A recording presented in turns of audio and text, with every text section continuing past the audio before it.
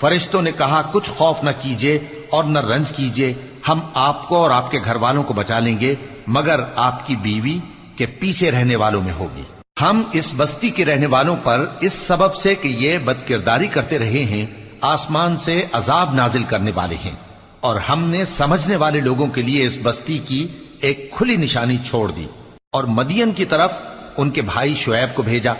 تو انہوں نے کہا اے قوم، اللہ کی عبادت کرو اور روز آخر کے آنے کی امید رکھو اور ملک میں فساد نہ مچاؤ،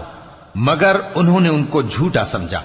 سو ان کو زلزلے کے عذاب نے آ پکڑا اور وہ اپنے گھروں میں اوندھے پڑے رہ گئے۔ اور عاد اور سمود کو بھی ہم نے ہلاک کر دیا، چنانچہ ان کے ویران گھر تمہاری آنکھوں کے سامنے ہیں، اور شیطان نے ان کے اعمال ان کو آراستہ کر دکھائے اور ان کو سیدھے رستے سے روک دیا، حالانکہ وہ دیکھنے والے لوگ تھے۔ اور قارون اور فرعون اور حامان کو بھی ہلاک کر دیا،